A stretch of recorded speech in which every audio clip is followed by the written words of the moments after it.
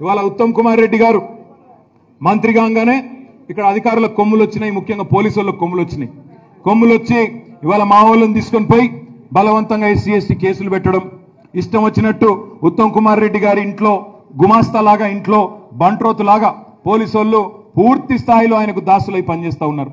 వాళ్ళకు కూడా నేను ఒకటే విజ్ఞప్తి చేస్తా ఉన్నా పోలీసు వాళ్ళకి, అయ్యా ఈ ప్రభుత్వం శాశ్వతం కాదు, ప్రభుత్వాలు శాశ్వతం కాదు.